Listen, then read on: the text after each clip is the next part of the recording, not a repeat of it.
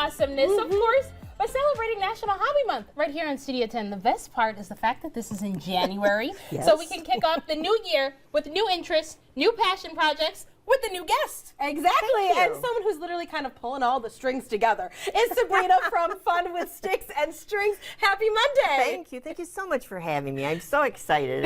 This is what I love to do, and so I cannot wait to tell you about what I do and where I do it and everything. So. Yeah, and we're happy that you're ready to share that with us. So, of course, your specialties are knitting and crocheting. But what got you started into this as a hobby?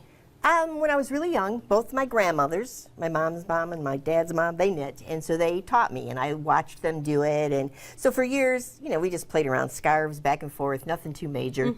And then it started to click, and I enjoyed doing it. And then there became a stage where it wasn't so cool to do it. But you brought it back, and you opened up Fun with Sticks and Strings over in Lansing. What made you want to start your very own store? To share what I do. Yeah. You know, there's a lot of people that, or a lot of crafts that have gone by the wayside that we learned. I grew up learning all the different things, but these are the favorites, and I wanted to build a sense of community in my area.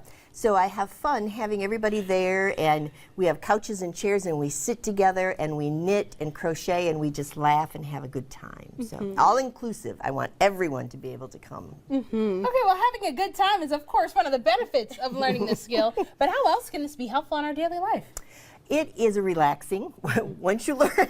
Once you learn, okay. Once you're not stressing with the needle, it can be pretty relaxing. Sometimes at the beginning you're like, you said this was relaxing? I don't think so. But it is. It's relaxing. It gives you time to rest and think about life and where you're at. If you're in a sticky situation, it helps you process that through your creativity and do that. So I like that. Yeah. It gets you thinking, gets you reflecting. And you know, on our table, we're taking a look at some of the things that you've created. So what are the favorite things that you get to make by crocheting?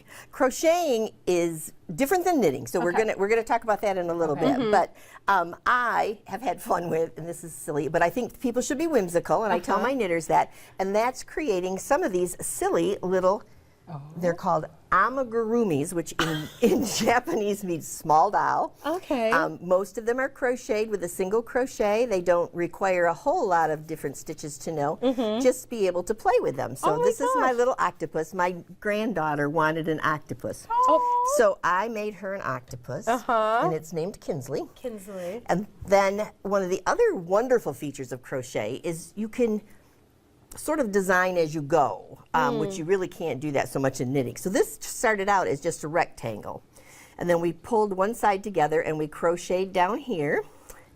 And then we added some little tassels and we left this open, and this is a hat, a child's hat. Little tassels, you know, they love that kind of stuff. So yeah, so that was very simple and easy. It doesn't require, you know, lots and lots of skills to do, so that was fun. Yes, how exciting. That is awesome. And you just mentioned it. Can you just kind of reiterate, what is the difference between crocheting and knitting? Well, the needles that you use are different. One actually, with knitting, you use 2 needles. Okay. Then your fabric rests on the needles. All of your stitches are on your needle project. Crochet uses 1 hook, and in the hook, we use this as we crochet, and we're going to do that in a second.